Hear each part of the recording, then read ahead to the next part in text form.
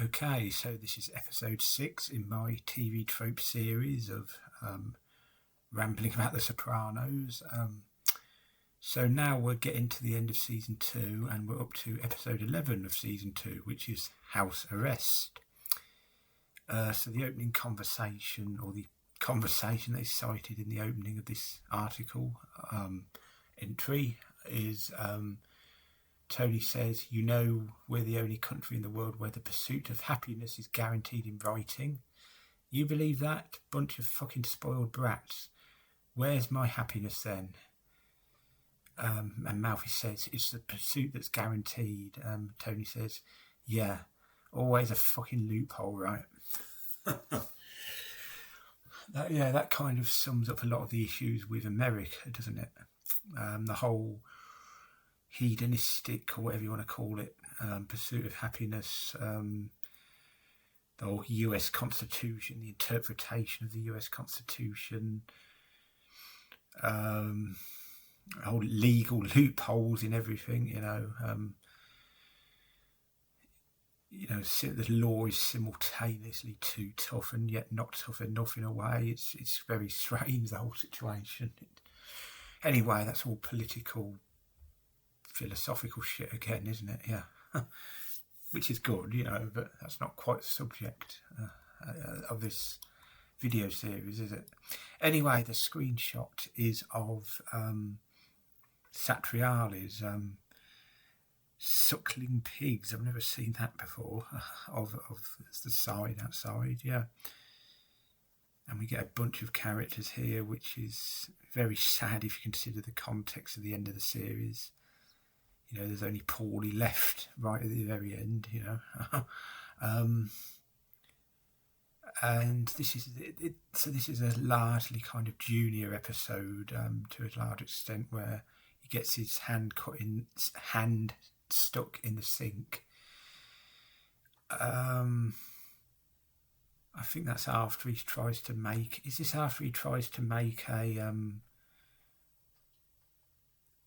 some kind of strange concoction in the blender or something? It looks like tuna and milk or something, I like tuna, I like milk, but not necessarily together, I have to say. And hand stuck in the sink, and Richie and Janice come over, and Richie is like at his most sympathetic. If you had generally provides help, although I guess he's got reason to be kind to Junior, I guess, hasn't he? Neil Mink, this is where he says the line about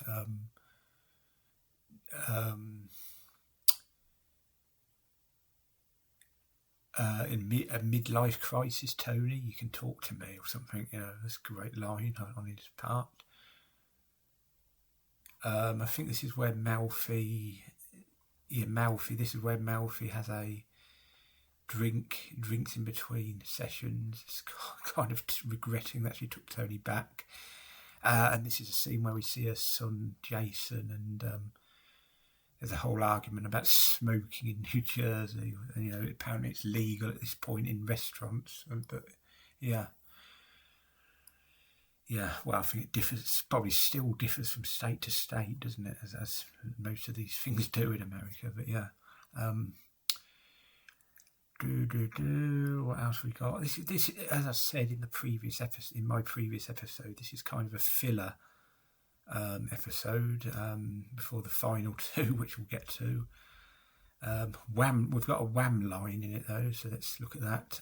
Tony and Richie initially exchange pleasantries at the party. Tony then pulls Richie aside and asks him, "Got any blow?" It throws Richie into a funk and sets him up for Tony tearing a strip off him for dealing drugs along the truck routes. This is where Tony collapses, I think, at the club, or whatever it is, the country club thing.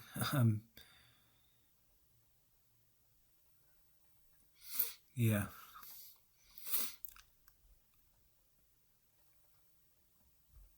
What is it? It's some gathering. I can't. Maybe I should watch these episodes before I ramble on about them. That isn't really the purpose. this is the purpose for me to ramble based on what TV Tropes says about them. Hopefully using my own memories as well, yeah.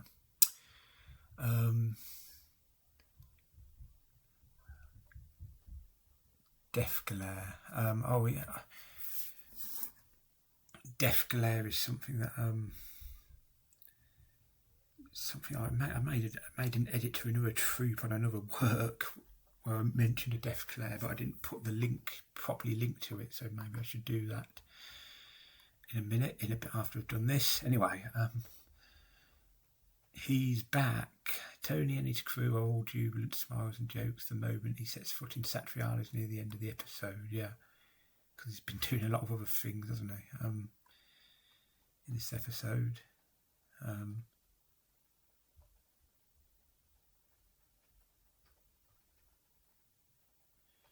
Yeah.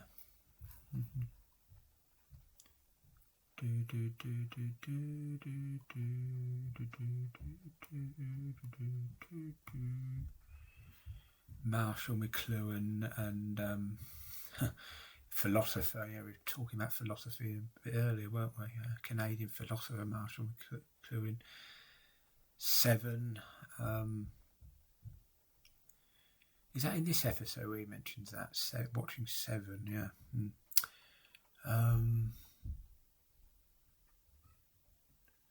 We get some Kofferberg as well, apparently.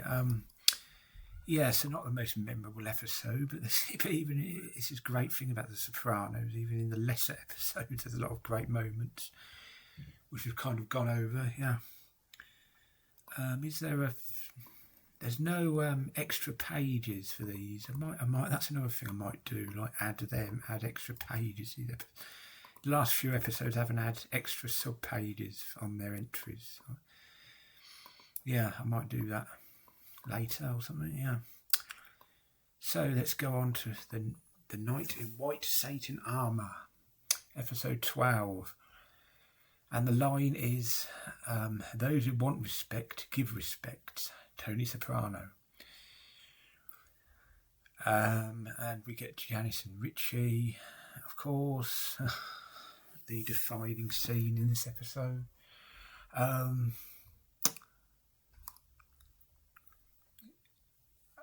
We also get the only appearance of Little Ricky, Little Ricky April. No, he hasn't been named Ricky since childhood, or whatever he says.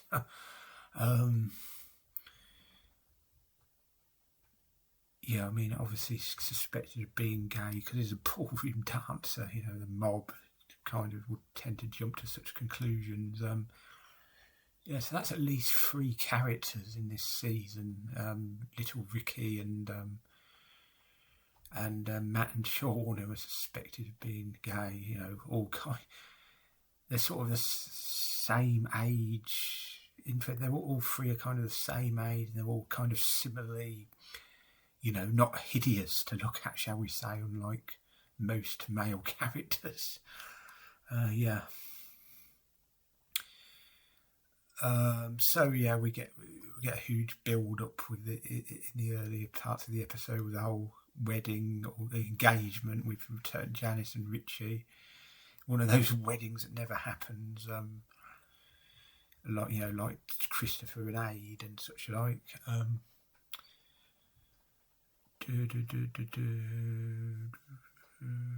And obviously the bits setting up the whole big pussy thing for the next episode as well. It's kind of been on the back burner a little bit, hasn't it? Is this the episode where... Yeah, this is the episode where he crashes his car, yeah. This kind of gets a big talking to by Skip Lispare, yeah. Yeah, so obviously we have the huge set piece scene with the shooting, which is,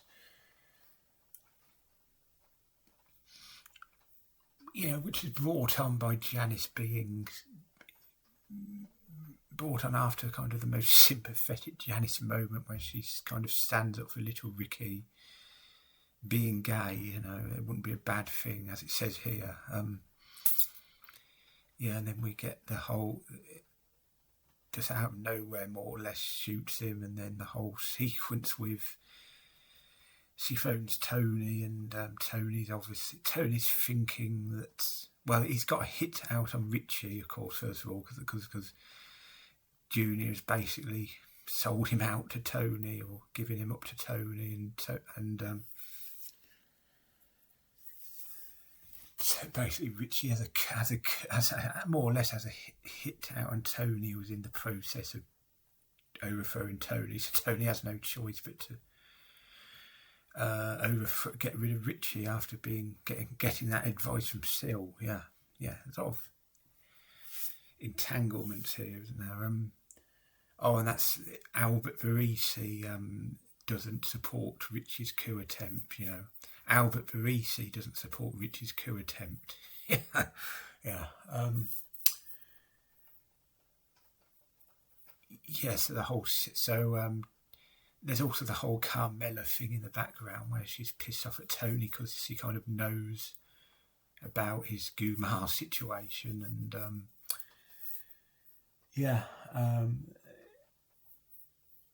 and when Janice calls Tony obviously thinks that Richie is trying to kill her, I think, actually, or something. It's there's some domestic situation. Well, there is a domestic situation, but not the one that he suspected originally, perhaps, and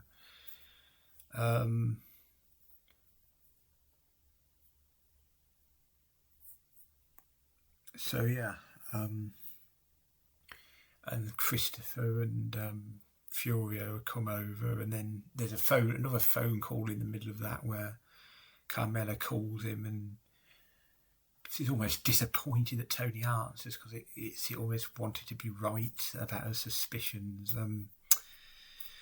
That's how I read that, and then Richie becomes one of the many people, I think, to be butchered in Satriales. I think later on, a lot later on,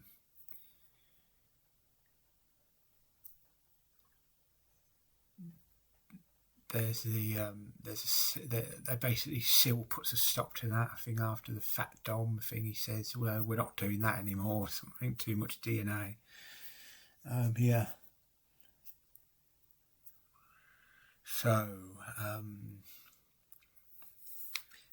then obviously we've got to mention that some great lines towards the end. Janice asks where they buried Richie, and Tony says, "On a hill with pine cones all around." Well, what the fuck? What do you think we did with him? And something. And then the final conversation with Tony and Carmela, and Tony says that he doesn't want Carmela to be an accessory after the fact, and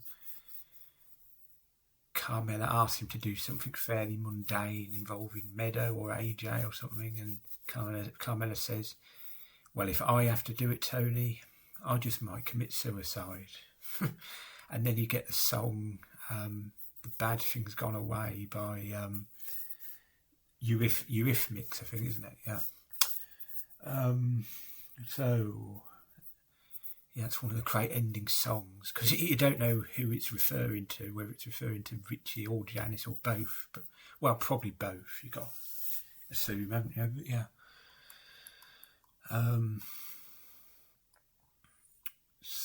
We haven't talked a lot about the actual tropes on here. The chess master, Junius, shows shades of this when deciding to back Tony against Richie. Yeah.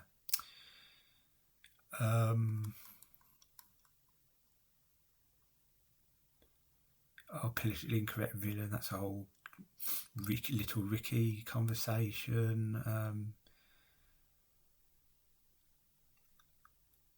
Smug Smiler, Tony and Chris, for that matter, completely fails for a moment to contain his utter glee at realising that Janice saved him the trouble of taking out Richie himself. Yeah, you do get a brief, if you look closely, when he's walking in, when Richie's body is on the floor, he kind of looks, oh, thank God for that. He's actually kind of amused that Janice is the one who's done it as well. I think, yeah.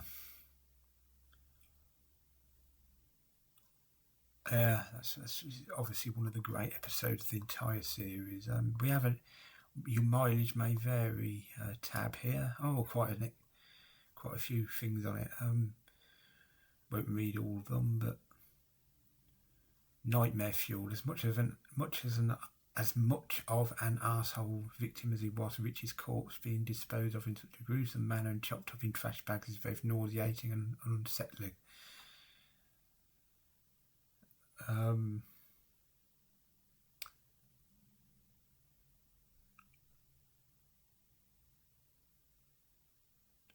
Yeah, Pokemon card hilarious in hindsight. Yeah, that's when that was just getting going, really, wasn't it? In 99, 2000 time.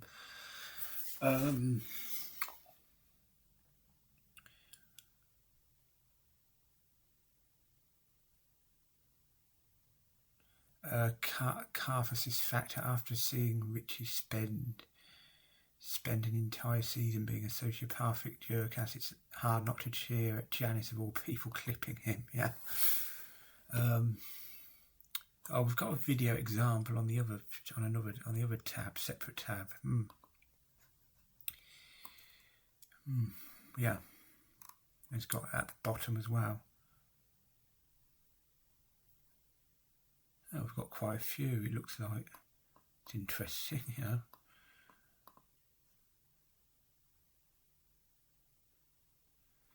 So I wanted to swig of water, actually. Yeah, water, because my throat's becoming a bit sore.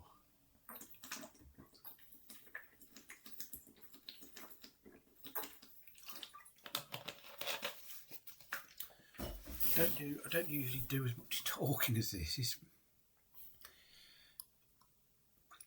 I probably talk more over the last 2 or 3 days doing these than I have in. That's like a month, at least a month's worth of talking for me, you know, probably.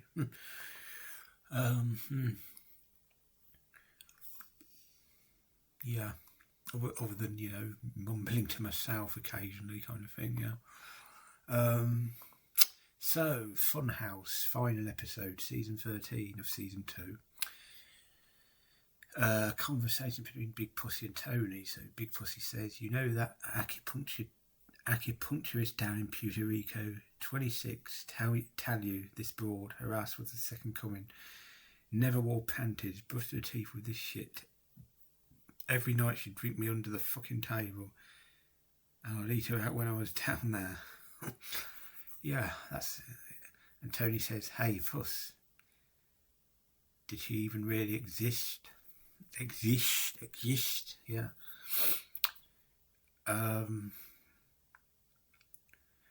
Yeah, there's some... I mean, that's a good little fake story, really, isn't it? This table and all that, and obviously there's puns to be had there, isn't there? Obvious puns going on with his name, yeah. So obviously the screenshot is Tony, Paulie and Sylvia on the boat looking at Pussy as they're about to whack him. So let's look at the... Well, so basically, it's basically the episode where Pussy finally meets his mark, and there's a lot of dreams intertwined with it and leading up to it, and he leaves the wires in a stupid place. Really, you know, he could have put them under the floorboard or something. Really, you know, I would have thought. But yeah, he obviously didn't expect Tony to ever go in there, I suppose. Yeah, I like this episode. I wouldn't put it as my very, very favourite. I wouldn't put it in like top 5, I don't think. But yeah, aborted arc. The incident with Livia and the stolen airline tickets was intended to kick off the primary plotline of season 3, which would centre around Tony getting back into his mother's good graces, so she wouldn't testify against him. This plan was cancelled by the death of actress Nancy Marchand after season 2. Yeah, that's a good. I mean, that would have been one of the best storylines of the whole show, really, wouldn't it? I think. Instead, we get a season 3 that's kind of fragmented, although still one of the very best. I think my second favourite, or third favourite after 5 in the second half of season 6, I think.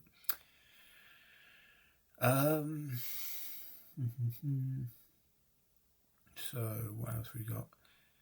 Montages. Oh yeah, this is one of my favourite montages. The episode ends with a few cutting back and forth between the Sopranos family members smiling during Meadows' graduation party and various cuts of Tony's criminal enterprises. One in particular reveals that the stockbroker office has been closed and deserted, signifying that the Webbistics pump and dump scam has been completed. Yeah. Yeah, I like the shot of Andy Bompensero complaining that that pussy hasn't shown up to Meadows' graduation party, and she's got no idea. She thinks he's just being selfish, and of course he can't show up because for very mortal reasons. Yeah. Yeah, Wham episode, Wham line. I've been working with the government, right, Tone, and obviously this is the origin of the whole line that gets brought up in online discussions. $4 a pound, whenever. Yeah, it's brought up a lot, that line. What else?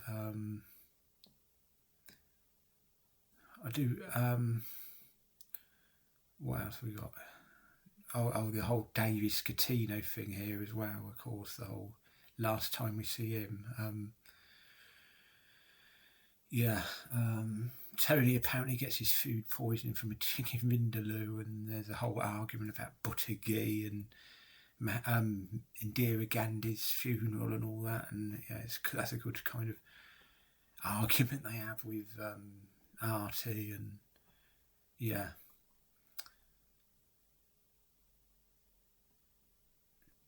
Yeah, and the whole Malfi, one of the most kind of unsubtle mouth scene he has with Malfi in the dream, of course, on the desk and all that.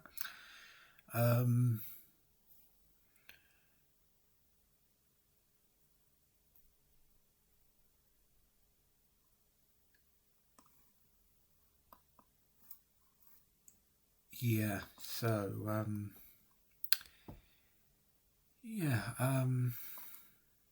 there's no additional tab other than the video example on this episode. Again, that's kind of I might have to rectify that myself, shall we say? But yeah.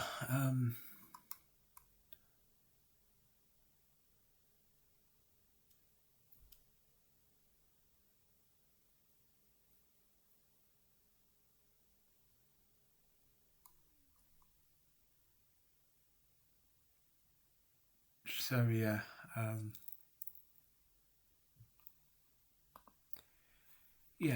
mean, I would have thought, I had a fair bit to say about this episode, I guess, haven't I? Gilligan cut. I haven't done one of these for a while.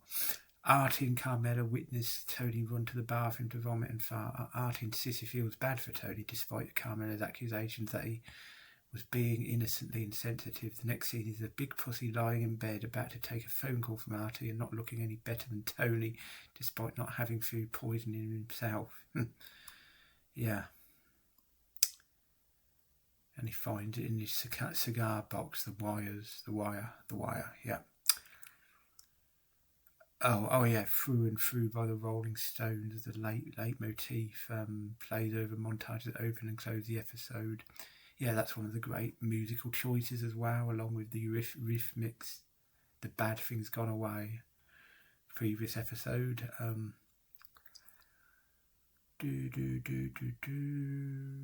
Yeah, that's all I want to say for this. I think, yeah. Yeah, it's almost 25 minutes for this episode. We've only done 3 episodes in this episode, yeah. So that'll be it, I think, and we'll be back for season 3 in the next episode, which will be episode 7. So yeah, thanks for watching.